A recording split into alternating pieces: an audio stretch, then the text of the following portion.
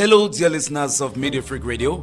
Thanks for joining us on a special edition of your program, Media Freak Exclusive, on your radio, Media Freak FM, 89.6 MHz in Boya. On today's edition of the program, we shall be focusing on the recent happenings in the country, especially the outing of the government of Cameroon in relation to the publication of the findings of the Commission of Inquiry put in place by the head of state, President of the Republic, Paul Biya, on the incident that took place recently in Ngarbuh, where several women and children were reported to have been killed. On the program today, our guest is Barrister Felix Agbor Nkongho, founder and chief executive officer of the Center for Human Rights and Democracy in Africa. Stay tuned.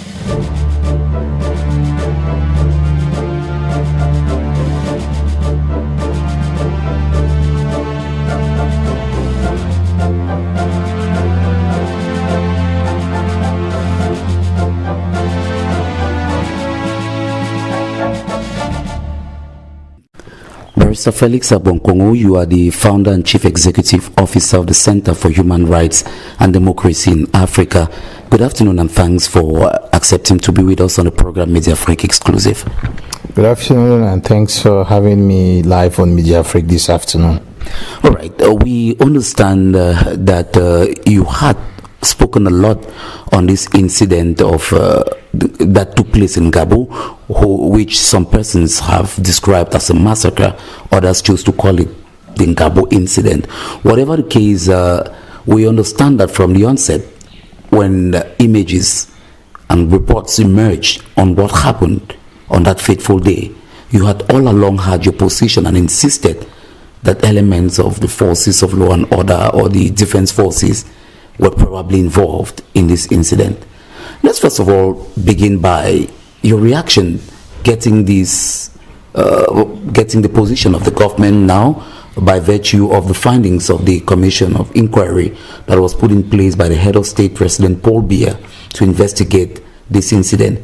At this point in time, coming up now to talk about compensation for the families of the victims and punitive measures for the culprits said to be responsible for this incident. How did you receive this information? Well, I felt vindicated. I was elated. I was excited. I thought about the victims. I thought about those who have died. I thought about their families. I thought about the human rights community, local human rights community and international human rights community. I thought about the journalists, the bloggers. I thought about the politicians who stood up to condemn the atrocities that took place in Ngarbuh and who called for a commission of inquiry. As you're well aware, when the incident took place between the 13th and 14th of February, I was one of the first persons who condemned it. And I said that government was responsible. I was attacked by some ministers, by some surrogates of the regime. They threatened legal action against myself, by Makaremuna and Professor Kamto. But human rights organizations, especially those which are very professional, they have their own networks and the way they do things. You don't know the number of people who contact me when there's an incident, a massacre or something. And we have an office in Bamenda that gave us information, but also I had my informants who live in Ngarbuh. I had religious leaders who were there. You know, I spoke to family members who had survived. I spoke to traditional leaders who were there, and they gave me information that was corroborated by what my office had given me, and that is why I issued the statement in my individual capacity before the office itself issued another statement. While we celebrate the recommendations, you know, we have to be a bit cautious also. Cautious in the sense that it's a battle that we might have won, but not a war. The bigger war is to fight against impunity, fight against injustice and gross and systematic violations of human rights. That cuts across the board. That is not limited to Ngarbuh only, and that is not only limited to when it's done by the military. when it cuts across the board, it should include also atrocities or massacre committed by non-state actors. Because whether we agree or not, depending on where we're looking at, the non-state actors have committed lots of heinous crimes also, like government forces. So we should always condemn these violations, irrespective of who is the perpetrator, and we call for accountability. I personally think that there should be a bigger commission of inquiry. That would include civil society, government, religious leaders, and all facets of the society to investigate atrocities that have been committed from 2016 or 2016 till date, so that we can get to the root of who was responsible for what. And it will be part of the healing process in the country. It would also be part of helping in finding a solution. If you look at the recommendations that were stated in the Ngarbuh report, it's very interesting and very exciting from someone who, a human rights perspective. They talked about bringing to justice those who were responsible. This is a wonderful, laudable idea, but also you know that justice should not only be done, but should be seen to be done. The perception that justice might not be done, it affects when justice is even done.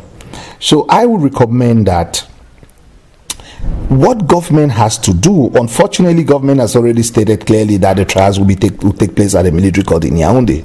Otherwise, I would have recommended that they do it in Bamenda. But also understanding the country, that they will not shift their ground. Are you in any way saying that it is not the right move for these trials to take place in the nation's capital, Yaoundé? Are you saying it would have been preferable, or it would have been the right thing to do for this trial to take place in the northwest where the incident took place? You see, a move might not be wrong, but might not be at the same time right. So it would have been better if it takes place in Bamenda. I'll give you an example. The International Criminal Tribunal for Sierra Leone that I worked in took place in Sierra Leone. So it was easy for those who were the victims and survivors and the entire nation to follow the trial. It was closer to them, and it was a way of ending that kind of impunity. So if the trial took place in a military court in Bamenda, it will be easier for the families of the victim. When a crime is committed, it's not just committed against the victim, it's also committed against the society.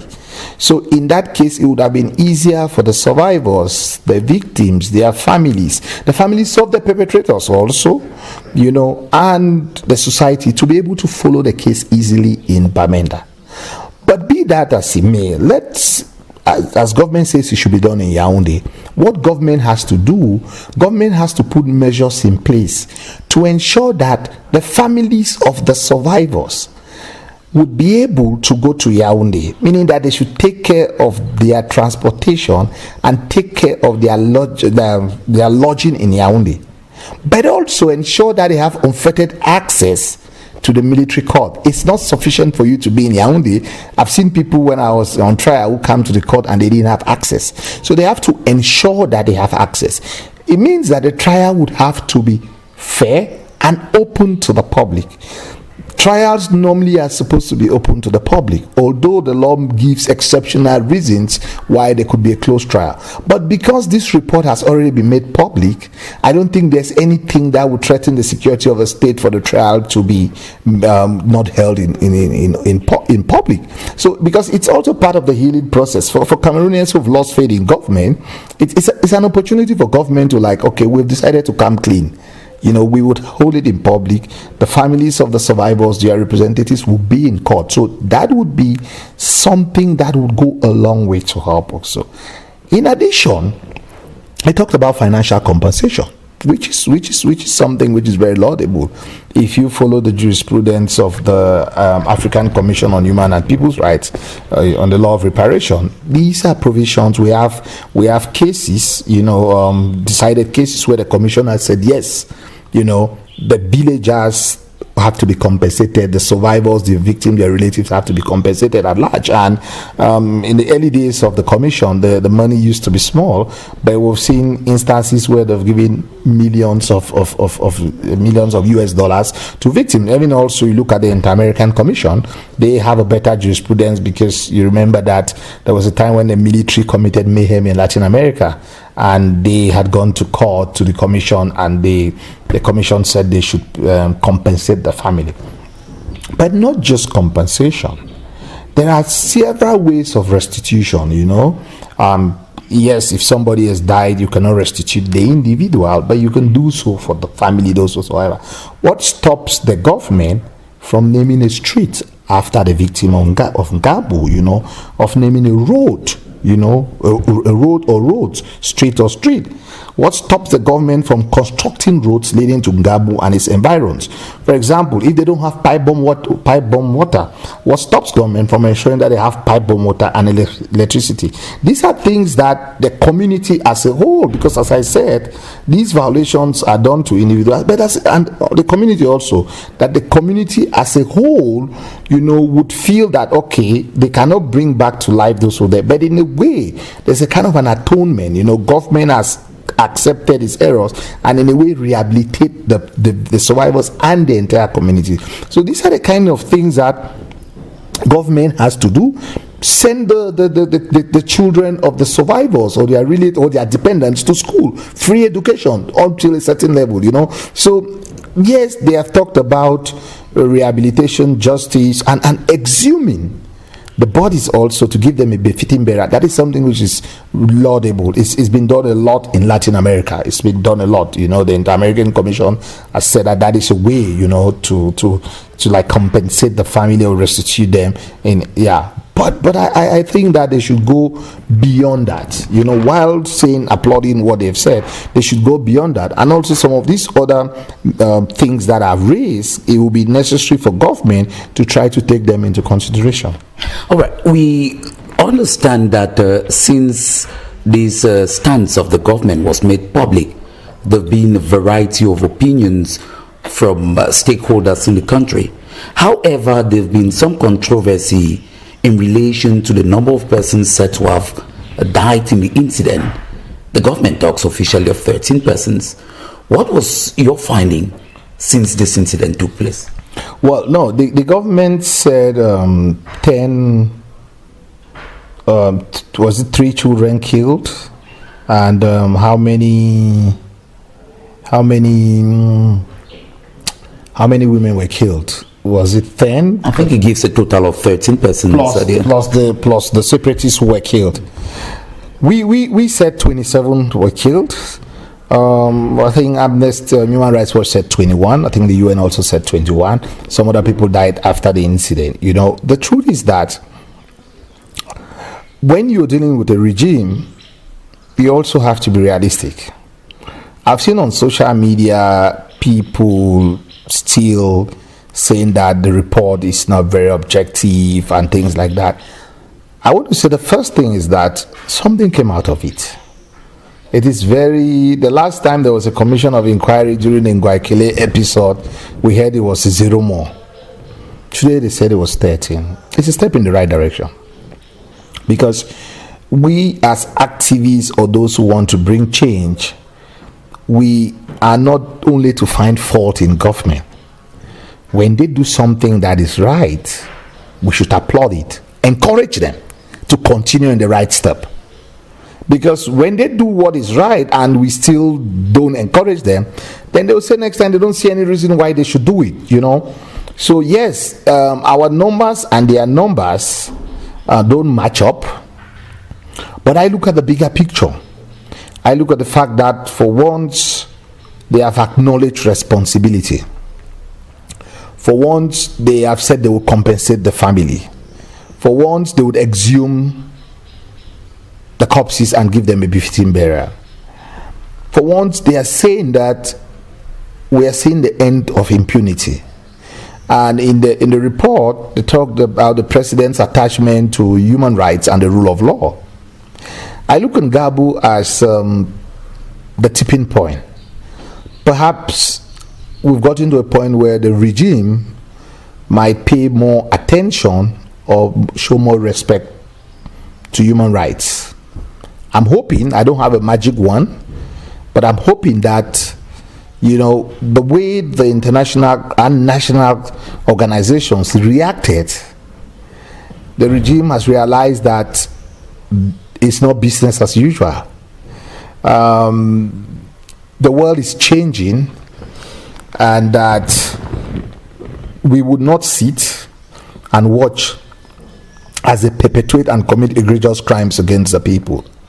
But if you look at the reaction also of the international community, Madame Bachelet, the EU, the Americans, they were very happy. They applauded the decision. They encouraged the president, you know, that now the next stage is the stage to ensure that the trials are open, they are free, and they are fair. So this is a step in the right direction. I think it's, to me, it's a good public relation, a positive public relation spawn from the government, you know, and it's to tell them that you don't need to deny everything. You know, this denial, everything, accept responsibility. They're a government, don't make errors. You know, but when you accept it, you know, hold those who are responsible and then try not to do the same thing that they accuse you of doing, you know. So you have to correct it, because whether you like it or not, the culture of impunity encourages the rank and files and the leaders of the military to keep on committing some of these things. But if you know next time that if you kill people innocently, you burn their villages, you would be brought to justice, some of them, when they go to the field, they would be cautious. But if you know that I'll kill 50 people and nothing would happen to me, then, you know, it gives them that motivation to keep on doing what they are doing, and they know that they will not be accountable. So to me, it's a victory for accountability, and let's hope we're seeing the beginning of impunity. Without wanting to suggest in any way that you have a vindictive spirit, I want to take you back a little bit to when this incident took place, and when you came out open to the public to talk about what you think happened in Ngarbuh by virtue of the reports and the findings that you had made. It was alleged that a legal proceeding was being engaged against you, Barrister Akeremona, Professor Maurice Kamto of the Cameroon Renaissance Movement Party. What has become of this? Well, by my nature, I'm not a vindictive person. That's why no matter who insults me on social media or online or offline, I never respond. I've met some of them. We exchange words. Some of them have still written to me to write them an affidavit or so, which I still do without asking for a dime. So if you want to be an opinion leader or a leader, or you want to be an advocate of the people, you don't have to be vindictive. Because some of the people might be attacking you. It might not necessarily mean that they hate you, but it might be that you have differences of opinion. Unfortunately, most people are not matured enough to know that we can disagree without being disagreeable. And because people are very emotional, they have personalized arguments that when you disagree with somebody, he thinks that he looks at it as if you are attacking this person, you know. But some of us have risen beyond that shallow way of looking at things. But was there really a legal proceedings engaged against you? No, I think it was done by, they had like 7 newspapers front page, but you could tell that all of those papers were surrogates of the regime, the kind of papers that Charlene Dicha would describe as Man Fridays of the system. And I remember growing up in Great Support, Wasa Loko, the current station manager of CRTV, when he came back from Nigeria, he used to use words like yellow collar journalism. So I would describe that as yellow collar journalism. It didn't have any substance, because we got, I think, a communique from somebody in the Ministry of Defense that the Minister of Defense has not made up his mind to take legal action. Although in one of the communiques signed by the minister, they said he had the option, he was looking at the option of taking, but he did not take legal action. It was done by surrogates of the regime. But to be honest, in one of my postings on social media, I made it clear that I will not be bullied to submission. I mean, if I believe in what I was saying. If I had my facts, I would not be bullied, because what dictators thrive in bullying people, in trying to stifle people's opinion, freedom of expression, so that it should always be their way or the highway. But I think they realize that there are some people in this country that they cannot bully. So to me, it's the overall report, as I said, is vindicated all of us. And it showed that, because also not just amongst the press. I had colleagues who attacked me when I came out with a statement that I had not done investigation. It was sensational. We're trying to be superheroes, Superman, you know. So when I followed it on radio, I smiled, and I said, we thank God that at least, you know, our advocacy has paid. But just like in many other things also, you remember we issued a statement calling on the head of state to release detainees as a result of COVID-19. And the head of state, a couple of days after, decided to sign a decree committing and remitting sentencing. It's not like we were the only ones, but at least it shows that advocacy might be slow, but the government listens. So we will always keep on advocating until we'll have that kind of society that Dante would describe as like a paradise terrestres on earth, you know. But I think that there's always going to be people who would always act as the voice of the voiceless, to speak on behalf of the downtrodden and the oppressed. We might get it right at times, we might get it wrong at times, because also we are humans, you know. I think it's honest also for you if you get it wrong, or if you didn't get the facts right, at times to apologize also. I mean, be it to government or be it to the population that we got it wrong. But when we get it right also, it's something that we can at least jubilate. But it's not for us to rest on our laurels. It's just to give us more impetus to continue the fight for the liberation of, you know, the people of this country, you know, for human rights and justice and rule of law to prevail. Now, Barrister, you've evoked something that will be one of the major articulations on today's edition of the program, that is the action of the President of the Republic commuting and remitting sentences of some persons who were incarcerated in prisons in Cameroon. But let me bring you back to the reactions of some of the members of government and proponents of the regime in the aftermath of the Ngarbuh incident. We heard ministers who came out to debunk claims that the military and some pro-regime persons might have been involved. And now, with the head of state making public the findings of the commission of inquiry which he put in place, and now talking about compensating families of the victims and dishing out sanctions to the culprits, you, from a human rights perspective, you might see the outings of these proponents of the regime as a non-action. You are more interested in what is actually being done now. But we have other stakeholders in the country who think that it has happened many times to hear proponents of the regime, and especially members of government, without having had the facts, coming out to give contradictory versions. At times we hear one minister say one thing, another minister say another. I mean, we had members of government who had categorically debunked any claims that the military was involved. How do you perceive this? Well, you see, each regime would have his, I say, Man Fridays, would have the sophists. You know, the whole philosophy of sophistry. People would call white black and black white. You know, you have a regime where you have propagandists reminiscent of Goebbels during the days of Hitler, when Nazi Germany, when they gave the impression that Nazism and Hitler was God sent to liberate the Jew, to liberate the Germans, you know. So I look at individuals. I'll tell you a story.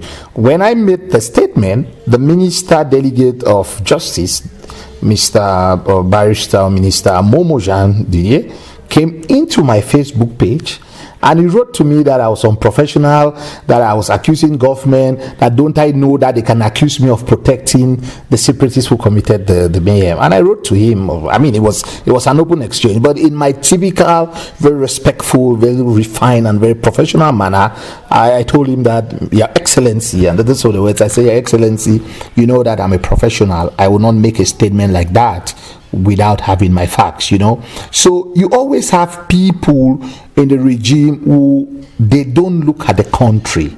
They look at their individual, their stomach. They look at their president who has appointed them. You understand? And I would say nobody is more Cameroonian than the other. The fact that I would say that it was done by the military, it doesn't mean I hate Cameroon. I believe that if we are honest enough to keep on telling the president the truth, it would only make him a better president, and by so doing, it would trickle down to the citizen that he would be a good manager. He would be a good head of state for the people, and we the people, as the constitution says, would be the ones to benefit. But these, when you take psychophancy to a different level, when you institutionalize sophistry, and you make lies telling, to be to be official. What are you teaching to the younger generation? I mean, you talk about moral lessons, you talk about rigor and moralization. How can you be moralizing the people when you blatantly tell lies? I hope they'll be able to eat humble pie and apologize to those that have insulted, that have accused falsely, but in a proper setup, in a proper situation, in a state where things work. Some of them would resign. But unfortunately, resignation is the exception in this country and not the rule. But I'm hoping that if the president were to make his cabinet reshufflement, because some of these ministers who've made some of these utterances, they're an embarrassment to the state. They pick up fights with local civil society organizations, they pick up fight with international organizations. And I told one somebody who's hyper that this helps, but you cannot win. But now that some of these persons, members of government, have been proven wrong, would you say, like you said, that in a proper setting, within our context, would you call for the resignation of such members of government? For sure, I will call for their resignation. I mean, I don't need to call; they have to resign. I mean, it's an honorable thing. First of all, you understand, when you leave the stage honorably, rather than it leaving you. Yeah, you understand. But unfortunately, I don't expect them to resign. But I think that the head of state, who has clearly contradicted what these sophists were saying, should also assume his responsibility to dismiss them from government. It is incumbent on the head of state also, as a statesman, as a leader of this country, to remove them from government, because these people have helped in polarizing the Cameroonian society. They have helped in a way. They contribute in preaching hate and hate speeches and dividing the people. And if you're trying to bring people together, you don't need ministers in government, whose strongest point is to divide the country, to bring disorder in the country. So I believe and I recommend that the head of state should remove those who he thinks, or those who are responsible for the attacks against the civil society, who were distorting information and who claim that they knew more than everybody, and that the military wasn't responsible. Now, at the wake of this action, or the publication of the findings of the Commission of Inquiry to investigate the Ngarbuh Massacre, there have been a variety of opinions. Just like you, there are some who are applauding the gesture of the government and saying it is a step towards transparency. There are others, like you indicated too, who think that more needs to be done. Meanwhile, we still have proponents of the regime, according to some stakeholders, who think that they are making a publicity or a propaganda stunt out of it, because I've come across people who are a little uncomfortable, who think that it is being tilted towards heaping praises on the head of state again. I mean, you've heard of statements like he has proven once again that he loves the nation, that he has proven once again that he stands for the fact that no one is above the law, and that impunity cannot be the order of the day. Do you perceive it from this perspective? You see, if you look at it from an international criminal law perspective, superior subordinate relationship in international criminal law, then the buck could stop at the person who appointed all those people. Not so, meaning that from the Minister of Defense and whoever appointed the Minister of Defense. So, in as much as I applaud the recommendations, the fact that the president created a commission, it's true that the commission did not deliver on time, but I look at what they arrived at. I would praise him when the president or the state when I think they've done something right, but I will not go to that extent of the hallelujah, and giving the impression that the president is infallible. So it's a president who, when you are arrested, they tell you that he did the best thing because you were a threat to peace. When he releases you, they praise him for releasing you at the same time. So at no point in time do they find that he did something wrong. I am not in that school of thought. You understand? Those who committed these violations should be held accountable. Yes, the president created a commission. Yes, they find him. But if you are, what is the role of a president if it's not to create a commission after they killed Cameroonians? Do you understand? It's supposed to be the rule, not the exception. Unfortunately, it's because we've not been used to things like that we need to applaud it. You're realistic.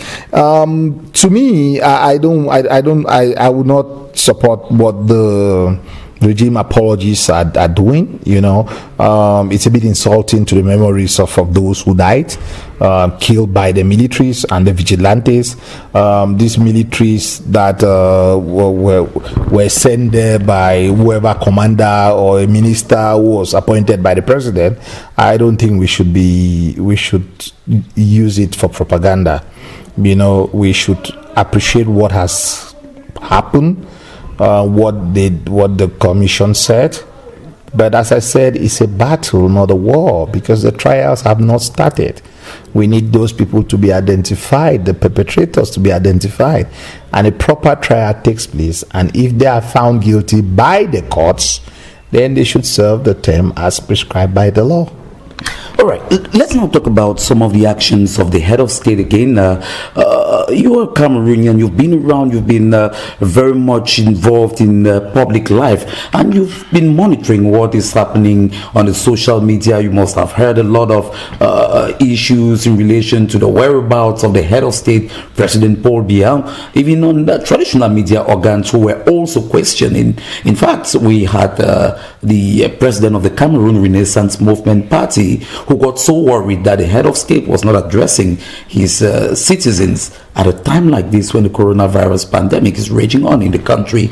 And after his appearance in public once again, where he received an audience, the French ambassador to Cameroon, His Excellency Christophe Guillaume, thereafter we've seen a number of actions, amongst which was the decree commuting and remitting the sentences of prisoners in the country, which is in line with recommendations that people, stakeholders were calling for prisons to be decongested to reduce the risk and help in the fight against the coronavirus pandemic. Let's talk about this, Barrister. Well, to me, it's not surprising that Mr. Biya doesn't really appear in public. I mean, everybody who's been following Mr. Biya knows that he's not the public person. And somebody did a PhD on the silence of Mr. Biya, or of his effective communication through not talking. I'm not one of those who thought the president was dead. I knew the president was alive. And I don't think we should be wishing death for anybody. I don't think it's proper for us to wish the death of whoever. You understand? I don't think it's respectful. He has his style. Yeah, I would have loved him to address the nation when COVID did. He did not. But also, we also try to look at the fact that we're always talking about the concentration of powers in the hands of one person.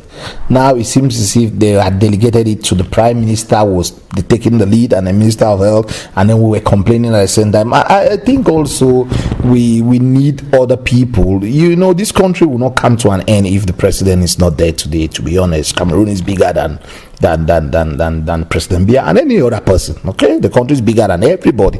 So it's also indeed a prerogative of the prime minister and head of government to take the lead. To take the mantle I mean, if the president is not speaking, the president have delegated powers to him. We saw that the 13 points guideline. He said it was upon instructions from the president, so he took the lead and he was ferrying the ship or the boat in the right direction. So it's true that we've been obsessed with the president controlling everything, and if he has not spoken, we feel that nobody has spoken. But we should also get out from that mindset, to understand that the president is getting older. There's no pretend he's 87. That there are times that his responsibility would be delegated. I mean, either the prime minister, who is head of government, will be doing it, or the secretary general of the presidency. We've seen a wonderful job being done by the minister of health also. Yes, I know that in other countries their presidents have spoken, don't get me wrong, but then if the prime minister speaks, what is the problem? But does that in itself not constitute a problem, especially when Cameroonians, citizens of this country, expect that they have a vibrant president who proves to them that he's still able and capable to carry on with his regalian duties? Well, I don't think there's a constitutional provision that the president must speak. Okay, I am not saying that for him not to speak is, you understand, I want him to speak, but I already look beyond, you understand. We spend a lot of time on nitty-gritties. Whether he spoke on, when he speaks, what does he say? What would he have said? I mean, we have waited, when this crisis started, we waited for Mr. Biya to speak. When he speaks, at times he provokes the people the more. What does he really say? You understand? So to me, yes, I would have loved him to speak, but if he doesn't speak, the prime minister speaks and takes the lead, I'm okay with it. You understand? We need to move forward. This debate about whether he's dead or whether he's alive, I mean, to me, I don't have time for that. We have serious issues at stake. We should not be debating whether it was the president that met the French ambassador or not. I mean, it is to me, and when I see serious people that I have respect dabbling into such trivial things, you understand, I feel a bit embarrassed. I think that COVID-19, the Anglophone crisis, the political crisis in Cameroon, what is happening in the far north, these are things that we need to focus on, not whether the head of state has spoken or not. Now, on the presidential decree commuting and remitting sentences at the wake of the COVID-19 pandemic in Cameroon. Well, it's a good thing. As I said, we had issued a statement calling on government to release those who had minor crimes, political prisoners, especially those connected to the Anglophone crisis, so that it could be in a way to decongest the prison. So what the president did in commuting and in remitting sentences, I think it falls under Article 8 of the Constitution.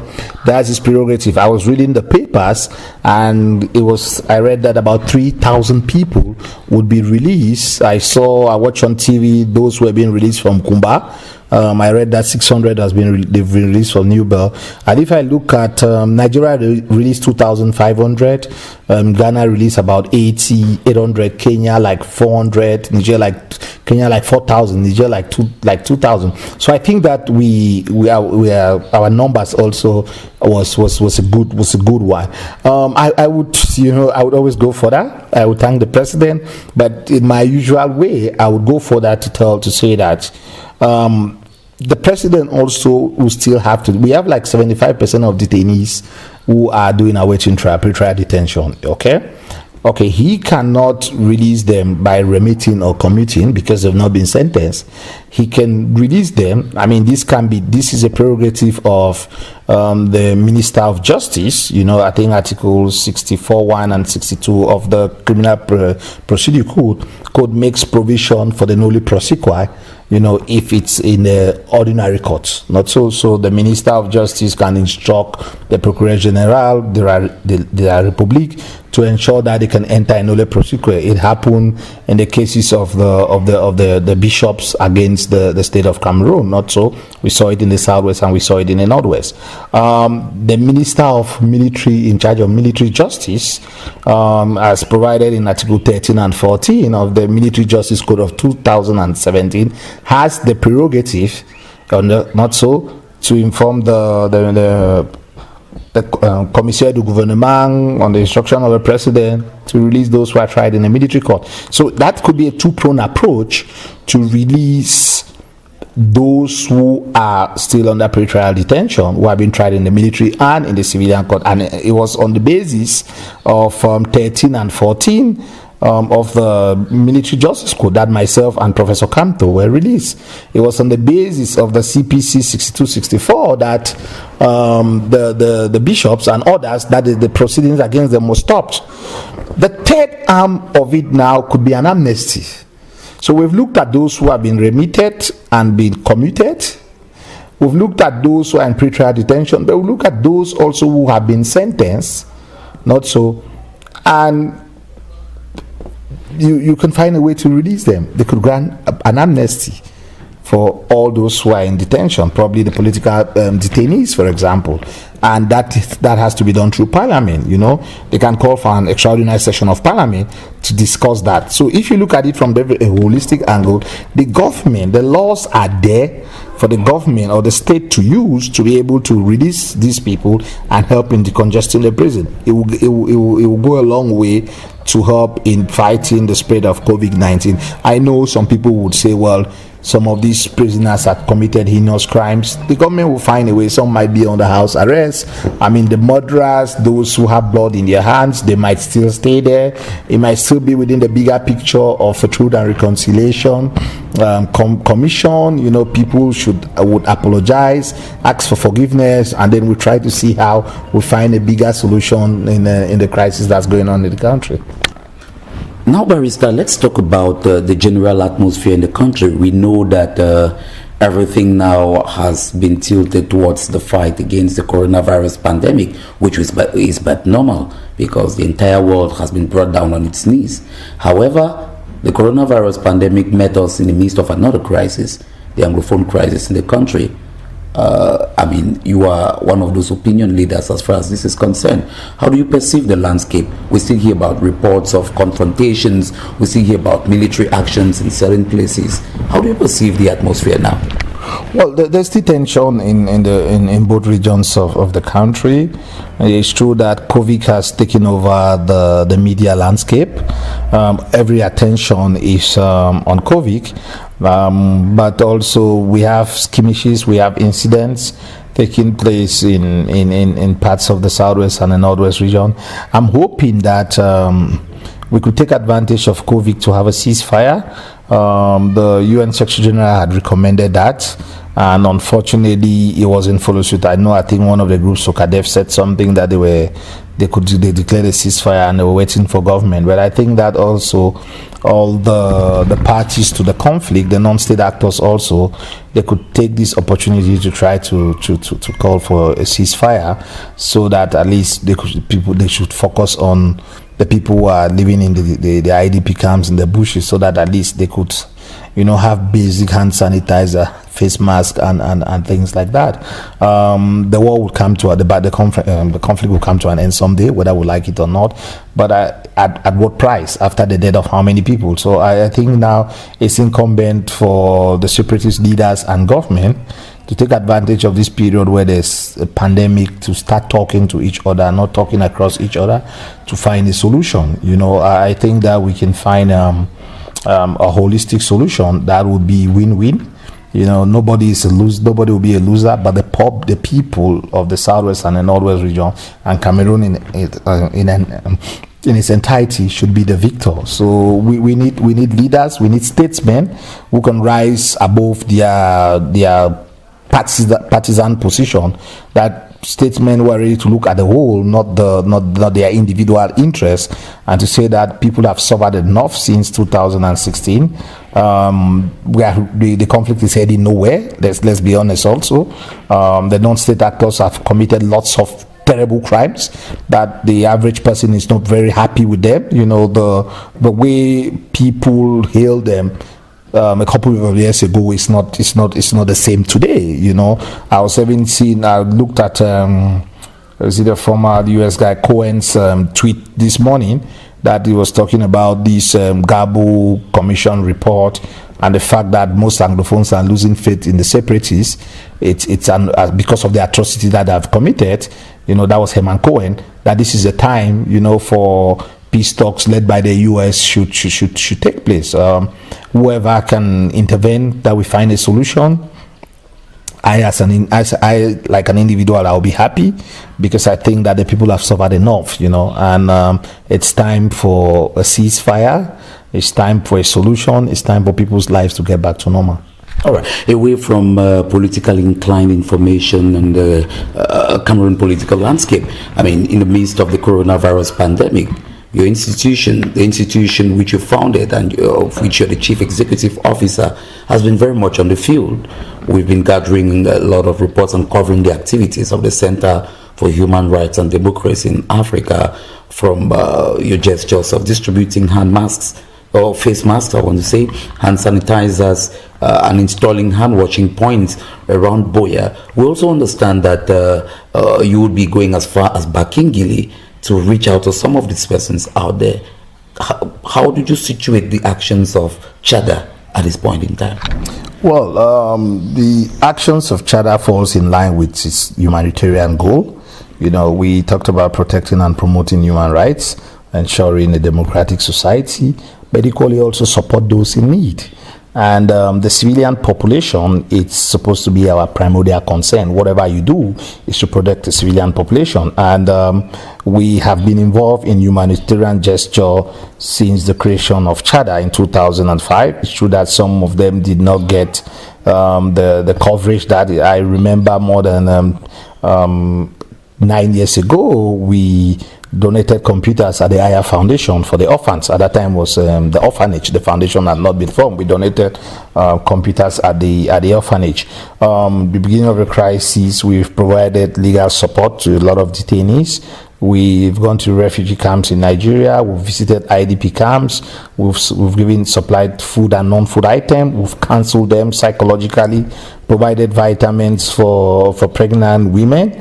And with the outbreak of COVID-19, we felt that as a leading player in human rights and humanitarian activities in this country, we could not sit without. I think we're the first to start giving out buckets to create these wash points, hand sanitizers, and soap. We were one of the first, and also printing out leaflets to educate people on COVID-19. We did it in Bamenda, we did it in Boya and its environs, we did it in Malfi, we did it in Tico, we did it at Marché Central in Yaoundé, and we did it in Douala also. Now we started sewing face masks. We have an empowerment center created to train IDP women to empower them. We have a project to sew 5,000 masks. We've already done distributions in Tole and in other places, and I think we've sent some to an orphanage in Yaoundé. We are planning to send some also in Bamenda and in the environs. But equally also we would do some distribution this weekend in and around Limbe, to those we feel the underprivileged community. But also beyond that, we came out with a handbook that is not for COVID, but we came out with a handbook on what the combatants have to do and not to do. We are still to publish it, a very interesting pamphlet that will have it in French, in Pidgin, and in English, and we are doing an audio translation of it so that it could go viral, so that those who are fighting, they could at least understand that there are certain war crimes and crimes against humanity that they are not supposed to do. But in terms of COVID, we were doing a lot of sensitization offline and online. We are walking the talk. We're trying to impact people's lives by at least supporting them, because these are very difficult times that everyone is going through, and not everybody can afford to have a face mask. And even if you can afford one, nothing stops you from having another one, so that if you have two, especially the reusable ones that we are sewing, you can at least wash one and then use the other one. And that's why I want to seize this opportunity to thank those women and men at running the organization. They're doing a wonderful job. but also the IDPs and the tailors who are sewing this mask, because they have been working tirelessly from 8 o'clock till 7 p.m. for the last 2 weeks just to ensure that they produce this mask. And also to thank partners, those who have been supporting us, like the Nigerian Consulate Mboya, they've been supporting us very well. The Hoyer Foundation also have been very supportive. The Silverman family, they have been supportive also. The Femme Accent, in a group of Francophone women who also have been supportive, and other friends also who have been supporting the wonderful job that we're doing. So I want to say thank you, because without them we would not be able to achieve everything that we're doing. At times the support is not just financial, just the moral support, but also the press. You know, I think that Chada, in terms of visibility in the media, Chada is one of the most visible organizations in the media. But that is thanks to the press. You know, I want to both traditional press and the modern, let me call the online, the modern press, the bloggers. You know, I don't want to call names, but I want to say thank everybody. Media Freak, you know, you guys have been doing a wonderful job. You know, my connection with Media Freak, so it's like family. And to you, Bueno in particular, I'm not talking like your lecturer, but you're doing a great job. And I think that the population of Boya in particular, the Southwest and the entire Anglophone Cameroon, following you, they really appreciate the wonderful job you're doing. Keep up on the side of justice. Keep doing what you're doing.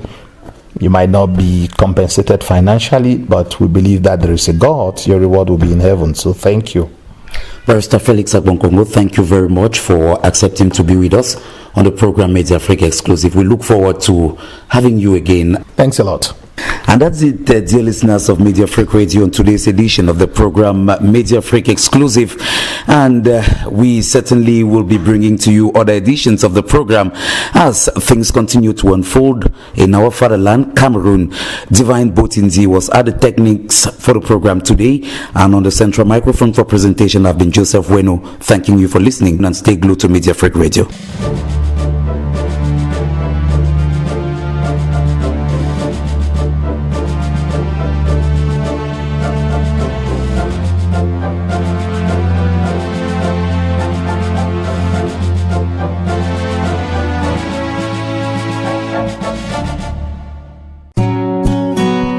Media Freak network of radios. Boya on 89.6 FM, Douala on 99.9 FM, and Bamenda on 96.6 FM. We are Media Freak, we are radio.